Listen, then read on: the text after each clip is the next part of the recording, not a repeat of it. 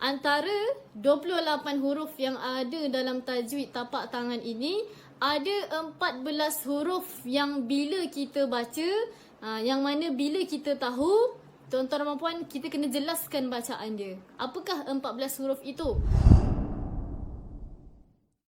Daripada tapak tangan kita boleh trace dan kita boleh tahu apakah huruf-huruf dia, yang mana berkaitan dengan alif lam qamariyah.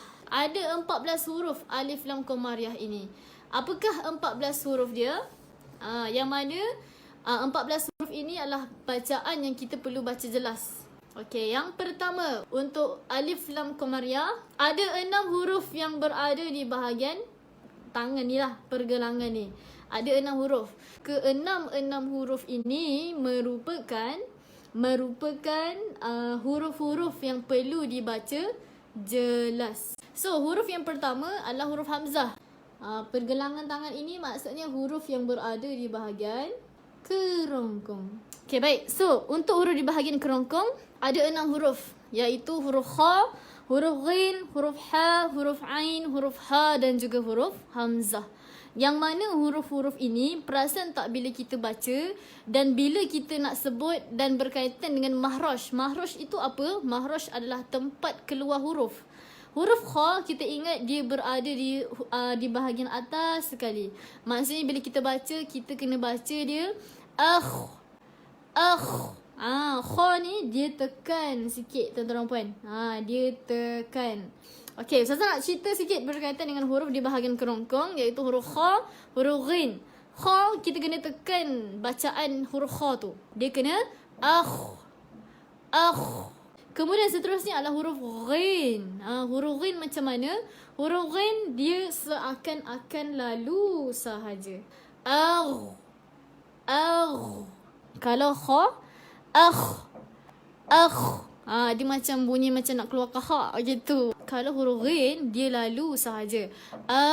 Huruf ha. Kalau huruf ha, tuan-tuan puan, cuba sebut. Bunyi ha itu, ha ini maksudnya bila kita baca, kita jadi macam seakan-akan pedas.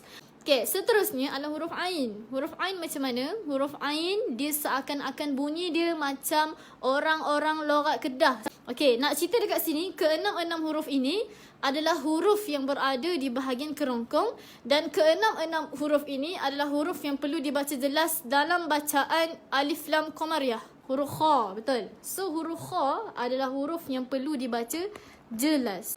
Kita baca al-khatfah.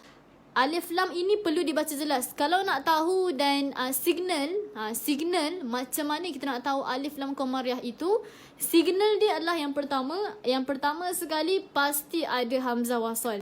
Huruf yang kedua adalah huruf lam yang ada tanda mati, dan huruf yang ketiga adalah huruf kha tersebut. So huruf ghin juga adalah huruf yang perlu dibaca jelas. Al-ghaib, ghaib. Dia bukan kha, dia bukan ghaib, tetapi ghaib. Perasan tak, dia lalu sahaja. Huruf ha adalah huruf di bahagian kerongkong juga. Al-hut. Kalau ha, dia bunyi macam kita kepedasan. Kalau huruf ain, dia apa? Dia tekan sikit. Macam haba', nasi kandang, lo'lang. Itu dia. Boleh? So huruf ain begitulah. Kalau huruf ha, dia biasa je. Dia tidak perlu pedas-pedas. Dekat bawah ni tak payah nak pedas-pedas. Baik, so untuk yang terakhir adalah huruf hamzah. Hamzah adalah huruf yang perlu dibaca.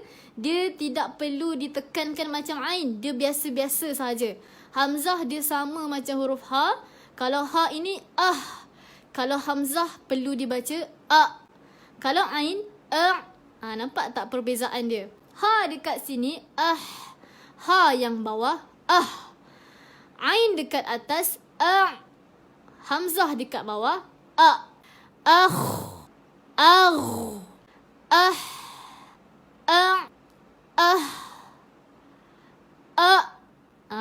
nak cerita dekat sini, ini adalah huruf di bahagian kerongkong. Kalau kita perasan juga, ketiga-tiga huruf ini, kenapa ketiga-tiga huruf ini dia ada kolom?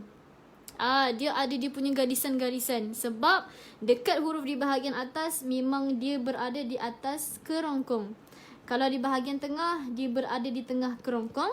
Dan mahruj huruf ha dan juga huruf hamzah berada di bahagian pangkal kerongkong. Kita dah settle 6 huruf. Ada lagi 14 huruf. Apakah dia?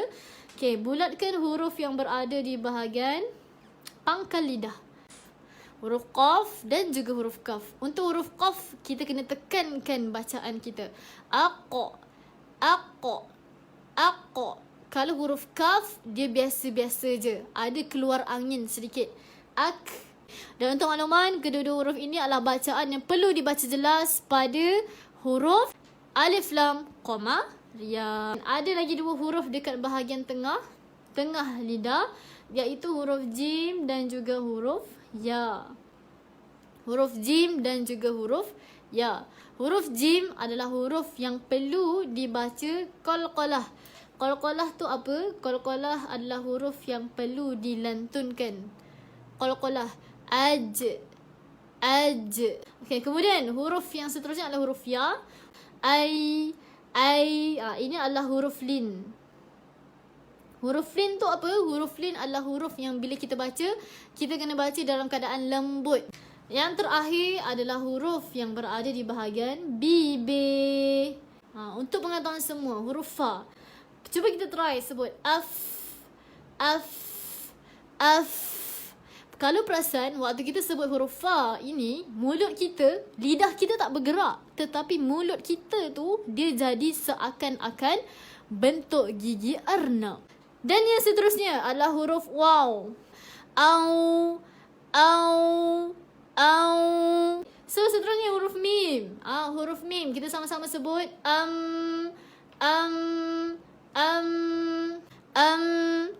kat sini mulut kita akan tertutup rapat. Waktu sebut mulut kita dia rapat je.